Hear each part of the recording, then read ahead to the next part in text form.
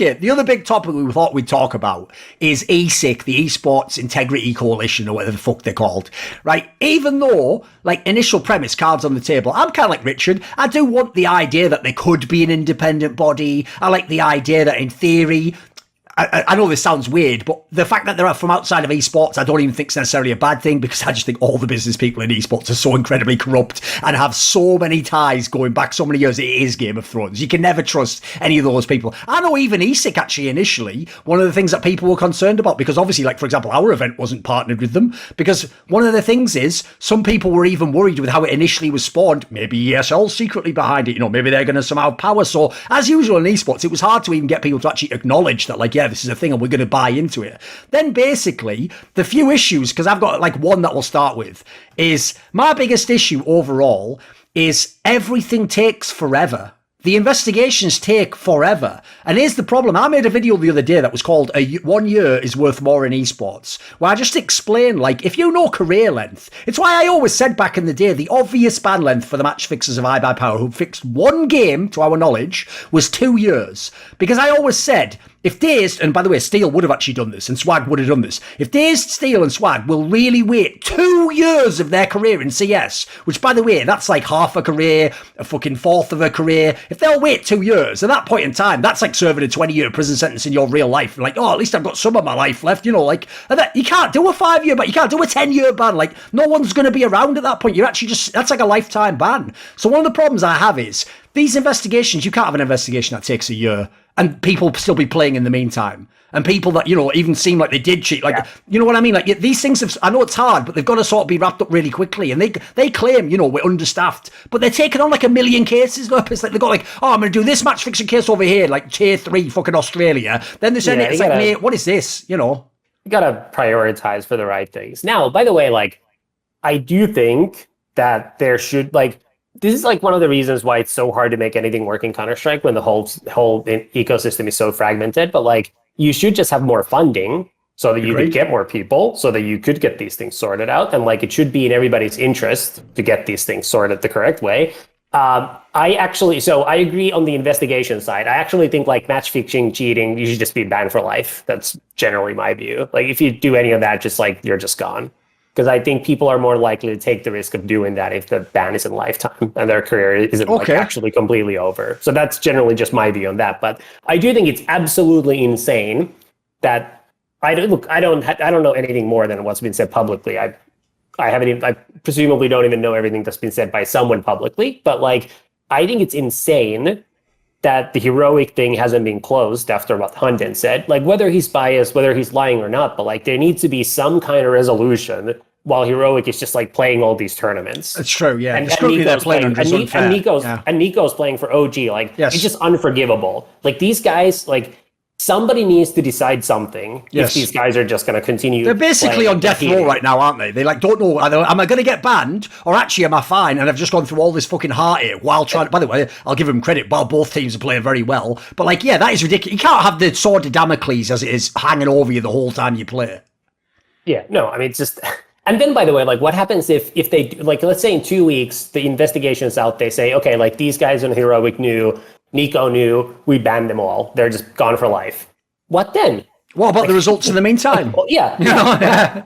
Like, what happened? It's like, you just can't do that. And like, I do think, I mean, there also is like a perverse incentive in the sense that, like, if you're ESL, you actually don't want anybody to invalidate your old results. If you're Valve, you don't even want anybody to do that. If you're Blast, you don't want anybody. If you're just a TO, you're involved, you don't want any of that. Sure. Which is why it's so tough. That's why actually the people who should be funding this, much like the Players Association. See where this is going. It's going to be unpopular. Players. Oh no, he's asked for the players to give money up. What are you thinking? But that's why it'll never happen. But I'm saying. No, I agree. They're the obvious people. Like, that's why. That's for them. Why, like, they should care. Yeah. They should care about there not being cheaters. Yes. They should set aside like 1% of their salary, and like that should go collectively towards paying for a couple of people who look into this stuff. They are the people who should most care. If you're ESL or any other TO, not to pick on ESL, if you're any TO, it's actually not in your best interest for any cheating case to ever be resolved with somebody cheated at your tournament. Never. It's better for it just to be a question mark. People talk about it. No one ever knows. You don't want that. So like it's actually not in your best interest to even fund any of these things because you don't want that stuff to come out. You don't even necessarily want the match fixing stuff to come out. Like you're hoping that it doesn't happen. You want there to be a thing investigating so that it stops people from doing it. You don't actually want those cases to come out. It's horrible publicity. Like you don't want Intel reading in the news or like any other major sponsor that there's like match fixing at their tournaments. You don't want any of that. So I just think the only people who can fund it in a way that isn't like conflicted is the players. Now, as you and I both know, like they're not even paying for their association, which is why it's not doing anything. And it's going to be impossible to get them to pay. Regardless of, by the way, of like what percentage of salary some of these guys pay their agents, which is absolutely insane. Yes. Oh, by the way, I totally agree on that, by the way. The only logical people who should pay are the pro players. Because think about this. Every pro player that isn't cheating and match fixing, you need to get those guys out the scene. You don't want them in. As you say, every other entity actually doesn't. They want to have their head in the sand like an ostrich. Like, I'll just very briefly just give people a really small anecdote. I won't give the whole thing. When it was at DreamHack Winter 2014, the infamous one where everyone, and I mean half the players, thought fucking Fnatic cheated, which is why Hellraisers, Cloud9, the French, it was really high tension. They all now claim, of course, oh no, I love Flusher and that, like, because they had 2 beers with him over the next 3 years or something, you know. So now they all deny it. Even Shock's like walked it all back, you know. Like, I've always said, I'm very careful with how I phrase this as a journalist. I don't know. I can never know lupus. But I think Flusher cheated. Notice the way I said think. That's actually the word that saves me. I'm allowed to say that. Now, the interesting thing about that is I tried. I don't know how you can explain those without... No, I agree. I tried to show. How you can explain them. No, dude, this is the story. I tried to show the Valve dev. I just said, look, let's just go in with an open mind. I just want to show you a few clips. And he kept saying to me, no, but you don't need to because it's not possible to cheat. And I said, well, you know, that's a debate for another time. I just want to show you the clip. And I just want you as the dev. I want to know what you would think of it. And he goes, well, what about you watching? You know, we get the mice. And I go, Again, that's sort of a detail, you know, like we can talk about that after if you want. I said, if we could just watch the clips. And what I realised was, by the way, I never got him to watch the clips. Now, instead, I stupidly got Hellspawn from DreamHack to watch it. And he said probably the funniest thing of all time. He goes like, something mad like, if this is cheating, then me and all my friends in our gathers are cheating. Something like that. I was like, why did I waste my time with you fucking idiot? And then I just had to go. Like, I realised at that moment, by the way, like, again, the only people, that's why I gave the anecdote, the only real people who wanted anyone banned or in trouble was the pro players who didn't cheat. It's the ones who thought, this fucker's cheating and he's beating us and he's in the best team. The TO didn't want it. The fucking dev didn't want it. Obviously, none of those orgs that had the potential cheaters in wanted. Nobody wanted it. Nobody. But I had a side question I wanted for you. Because when you went with the really hard line there, which is like, oh, anyone who cheats or match fix, lifetime ban. Here's my question for you. Would that have included Simple, who technically has an ESL wire ban in early CSGO? Is he banned for life in your world? I don't think it's cheating. I think so. I mean, this is based on the Navi documentary. Somebody in the Simple documentary that just recently came out and I watched, and I thought it was actually very good. Somebody in that video said that it was like a skin changer that he used, that he got banned for. Not for like wall hack. I don't know. I do know he did. I do know later the ban was extended because he did like an evasion. He tried to go on another account or something. But the problem with that is this, right? I'll just very quickly say this. I actually like Simple, but I also like the truth Simple. He has lied every time he's talked about that. Like he claims whether it's from 1.6 because obviously he knows if it's in another game, Valve just goes, that's fine to cheat. But like he knows if it's in CSGO, people can ask that question, you know. I guess what I would say is I actually don't think... Like the devs would never ever agree with this. I don't actually care if you cheat in like matchmaking. Couldn't care less. That's a hell of a statement, but I get it. I get it in a way. Like, I care. Like I know. Natu got banned back in the days for cheating in a clan-based game at 4 a.m. against a cheater, and then he got banned for life. I mean, like, that was bad.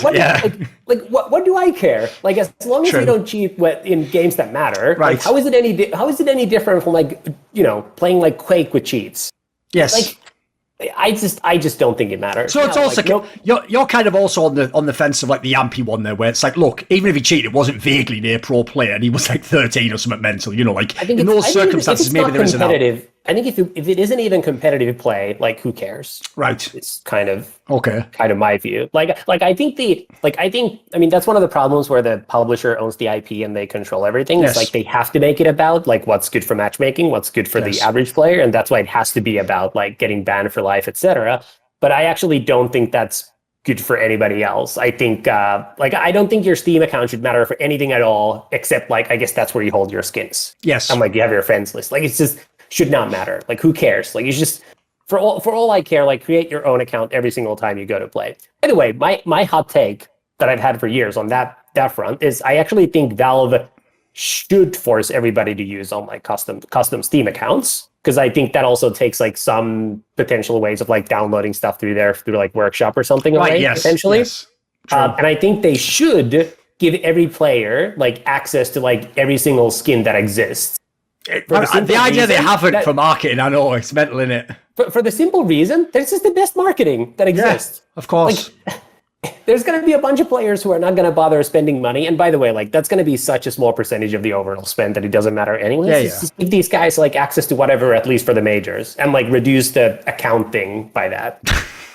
I'll tell everyone just that stupid anecdote where, because obviously people know, especially back in the day, Lurpus used to just use the functionality aspect of Twitter. So when he actually flamed someone, he'd just tag them. He just tagged them straight up in the name. So they're checking their mentions like, cool, just I'm shit then, great. Instead of like, I always purposely don't tag them because I'm like, whatever. If you don't want the flame, just stay out of my, don't follow me and you'll be okay. So as a result, right, one of the things that made there so much tension between Nip and Tommy here was that when he was flaming Fifth Laren, right, problem is he's tagging them all in it, so they're just seeing everything. And he did make one of the most, I'd say it's funny. Listen, I'm an asshole, so I think it's funny, but it is one of the most fucked up jokes, which is that there was an amazing AK that like Fifth Laren had, and then your joke was that the whole reason Forrest keeps him in the team. That was the Dragon Lore. It was the Dragon Lore right after all right, it's so that when he dies, he can just pick up that skin, which is like, obviously it is a good joke, I can't lie. It's a straight fire joke. It's a good angle, I can't lie. Want to see more cool, funny, interesting clips based on topics from my content? Well, subscribe to this channel then, or,